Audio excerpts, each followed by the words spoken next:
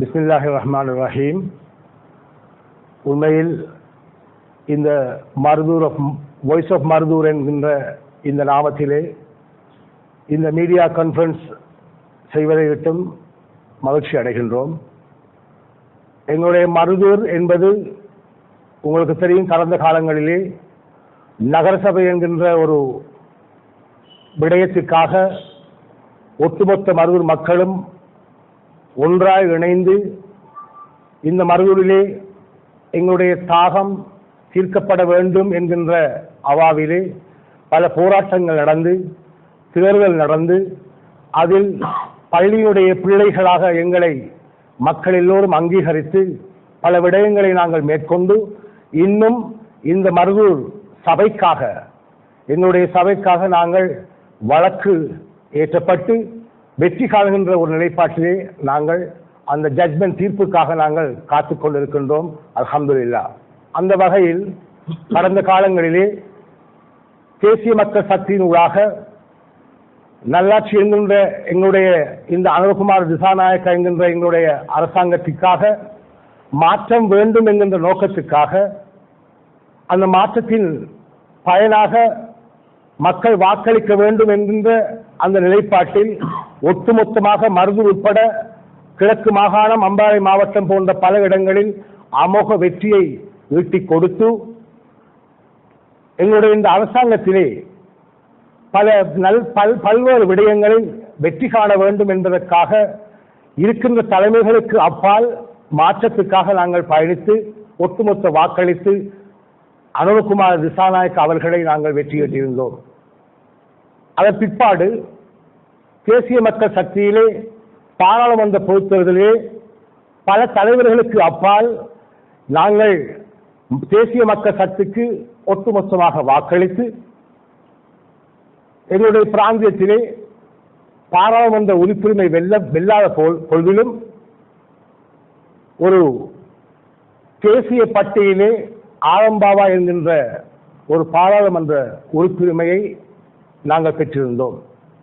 அவர்களாக பல வேலை திட்டங்களை நாங்கள் காண முயன்ற பொழுது தற்பொழுது இருக்கின்ற நிலைப்பாட்டிலே பாராளுமன்ற உறுப்பினர் ஜனநாயக ரீதியாக எங்களுடைய பகுதியை இயங்க விடாது இன்று எல்லா நிறுவனங்களிலும், குறிப்பாக மஹமூத் பாலிகா, அதே போன்று சாய்ந்தமது ஆஸ்பத்திரி டெவலப்மெண்ட் கமிட்டி, அதே போன்று எங்களுடைய சாய்ந்தமது மாளிகை கால ஜும்மா பள்ளிவாசல் போன்ற பல்வேறுபட்ட நிறுவனங்களை கையடிப்பது என்பது எங்களுக்கு உண்மையிலேயே பொறுத்துக் கொள்ளாத ஒரு முடிவாக இருக்கின்றது.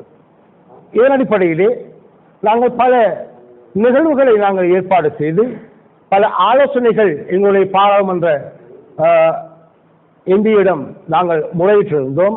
இருந்த போதிலும் அவர் அரசியல் துஷ்பிரயோகம் என்று சொல்லலாம், அரசியல் அதிகாரத்தை பயன்படுத்தி மக்களுக்கு தேவையான நிலைப்பாடுகளை அவமதித்து அவர் விரும்புகின்ற சில செயற்பாடுகளை செய்கின்றமை காணக்கூடியதாக இருக்கின்றது. அதை நாங்கள் வன்மையாக கண்டிக்கின்றோம். ஜனநாயக ரீதியாக இந்த பகுதியிலே பல நிகழ்வுகளை செய்யக்கூடிய ஆளுமையுள்ள எமது பாராளுமன்ற உறுப்பினர் இன்று அவருடைய அதிகாரத்தின் பேரில் இன்று பல விடயங்களை செய்து கொண்டிருக்கின்றார். இதை எங்களால் ஏற்றுக்கொள்ள முடியாது. அதே நிமித்தமாக சாய்ந்தமது மாளிகைக்கால ஜும்மா பள்ளிவாசலுடைய எங்களுடைய இடைக்கால நிர்வாக சபை சம்பந்தமாக குறிப்பிட வேண்டும். இங்கே தோழர் குறிப்பிடுவார் சம்பந்தமாக அதிலே பல ஈழச் செயல்கள் ஏற்பட்டிருப்பதை நாங்கள் அறியக்கூடியதாக இருக்கின்றது. முதலாவது விடயம், கடந்த காலங்களிலே இந்த இடைக்கால நிர்வாக சபை ஒரு திறம்பட இயங்கிக் கொண்டிருக்கின்றது என்பதை நாங்கள் அறிந்தும் அது எங்களுக்கு ஒரு பாரிய பின்னடைவை ஏற்படுத்தியிருக்கின்றது. உதாரணமாக எங்களுடைய முன்னாள் செக்ரட்டரி செயலாளர் அவர்கள் உயர்நீதிமன்றத்திலே ஒரு வழக்கை ஏற்படுத்தியிருந்தார். அதே போன்று சாய்ந்தமது மாளிகைக்காடு ஜும்மா பள்ளிவாசல் இடைக்கால நிர்வாக சபையாக அரசியல் தலையீடு இருக்கக்கூடாது என்ற எண்ணப்பாடு இருந்தும் கூட அந்த நேரத்தில் கௌரவ பாராளுமன்ற உறுப்பினர் ஆதம்பாவா அவர்களுடைய அரசியல் தலையீட்டினால் 42 இடைக்கால உறுப்பினர்கள் பங்கேற்றனர். அந்த அந்த இடைக்கால நிர்வாக சபையானது திறம்பட செய்வதை நாங்கள் உற்று நோக்கி பார்த்துக் கொண்டிருந்த பொழுது ஏற்கனவே இருந்த சபையினர் உச்ச நீதிமன்றத்திலே வழக்கொன்றை ஏற்படுத்தியிருந்தனர். அது என்னவெனில் அரசியல் தலையீடு இங்கே முற்றுமுழுதாக இருக்கிறது என்பதை சுட்டிக்காட்டி இந்த அரசியல் தலையீடு இனிவரும் காலங்களிலும் சாய்ந்தமருது மாளிகைக்காடு ஜும்மா பள்ளிவாசல் என்கின்ற அந்த பள்ளிவாசல் உட்பட ஏனைய பள்ளிவாசல்களிலே தலையீடு இருக்கக்கூடாது என்பதற்காக அந்த உச்சநீதிமன்ற வழக்கு ஏற்றப்பட்டு அதில் தீர்ப்பாக ஒரு ஜட்ஜ்மெண்ட், அதாவது 3 லோயர்மார் அவர்களுடைய கைச்சாத்திடப்பட்ட ஒரு ஜட்ஜ்மெண்ட் வெளியிடப்பட்டது. அது எவ்வாறு என்றால், ஏற்கனவே ஆதம்பாவா அவர்களினால் 42 இடைக்கால உறுப்பினர்கள் அந்த உறுப்பினர்கள் இல்லாது இன்டரிங் பாடி ஒரு இன்னமும் இடைக்கால உறுப்பினர்களை வக்ஃபு சபைக்கு அவர்கள் அறிவித்திருந்தார்கள். 9 அல்லது 11 பேர் கொண்ட ஒரு உறுப்பினர்களை, இடைக்கால உறுப்பினர்களை இந்த 42 பேர் உள்ளடங்கல் இல்லாது எமது தற்போது இருக்கின்ற எமது பிரதேச செயலாளருக்கு அறிவிப்பு வழங்கப்பட்டது. அதற்கு அமைவாக அவரும் 9 பேர் கொண்ட ஒரு பேர் பட்டியலை இடைக்கால உறுப்பினராக நான் நியமிப்பதற்கு சார்ந்து படுகிறேன் என்று அவரும் அதை அனுப்பியிருந்தார். ஆனால் இப்போது நடந்திருக்கிற சம்பவம், சுருக்கமாக சொல்ல போனால், இப்போது நடந்திருக்கின்ற சம்பவம் மக்களை பாரிய ஒரு அதிருப்திக்கு உள்ளாக்கி இருக்கிறது. ஏனென்றால் இந்த நாட்டிலே சட்டம் ஒழுங்காக மதிக்கப்படுகின்ற இந்த அரசாங்கத்திலே, இந்த நாட்டிலே சட்டம் ஒழுங்காக பேணப்படுகின்ற பொழுது, இந்த நாட்டிலே சட்டத்தை எல்லோரும் சமமாக மதிக்கின்ற இந்த நேரத்திலே இன்று அரசியல் தலையீட்டின் காரணமாக ஒரு பிரதேச செயலாளர் 9 பேர் கொண்ட உறுப்பினர்களை அவர்கள் நியமித்து அங்கே அனுப்புகின்ற பொழுது, சிபாரிசு செய்து அனுப்புகின்ற பொழுது, வக்ஃபு சபையானது மிக முக்கியமாக நாங்கள் குறிப்பிட வேண்டும், இந்த வக்ஃபு சபையானது அரசியல் அதிகாரிகளுடைய அல்லக்கைகளாக செயற்படக்கூடாது என்பதை மருதூர் வாய்ஸ் ஊடாக நாங்கள் வன்மையாக கண்டிக்கின்றோம் என்பதை இந்த நிகழ்வில் நாங்கள் கூறி வைக்க விரும்புகின்றோம். ஏனெனில் பிரதேச செயலாளர் 9 பேர் கொண்ட ஒரு குழுவை சிபாரிசு செய்து அங்கே வக்ஃபு சபைக்கு அனுப்பியிருக்கின்றார். ஆனால் இதனை திட்டமிட்டு இப்போது தற்போது உள்ள ஆதம்பாவா எம்பி அவர்கள் அவருடைய அரசியல் அதிகாரத்தை பயன்படுத்தி ஏற்கனவே இருந்த 42 பேர் உள்ளடங்கிய அந்த லிஸ்டிலே, பேர் பட்டியலிலே இன்று அவர் 29 பேர் கொண்ட லிஸ்ட் ஒன்றை எங்களுக்கு அனுப்பியிருக்கின்றார். இது முகநூல் வாயிலாக உத்தியோகமாக வரவில்லை, முகநூல் வாயிலாகவும் அடுத்தது அவர்களுடைய வக்ஃபு சபையினுடைய ஃபெக்ஸ் மூலமாகவும் நாங்கள் அறிந்த விடயம். இந்த லிஸ்டின் பிரகாரம் இன்று சாய்ந்தமருது ஜும்மா பள்ளிவாசலுடைய இடைக்கால நிர்வாக சபை ஒன்று கூடுவதை மக்கள் அவமதிக்கின்றார்கள். அவர்களை இடைநிறுத்த கோரி எங்களிடம் கருத்துக்களை முன்வைக்கின்றார்கள். நாங்கள் பள்ளியுடைய பிள்ளை, நாங்கள் ஒரு முன்னாள் அதாவது கல்முனை மாநகர சபை உறுப்பினர் என்ற வகையில் மக்கள் எங்களை கம்ப்ளைண்ட் பண்ணுகிறார்கள். அதே நிமிஷம் நாங்கள் கேள்வி கேட்க போனால் அங்கே ஒரு போலீஸ், அதிலும் குறிப்பாக பாராளுமன்ற உறுப்பினர் அதிகார துஷ்பிரயோகம், போலீஸ்களை ஜனநாயக ரீதியாக இயங்க விடாமல் அவர்களையும் மிரட்டுகின்றார்.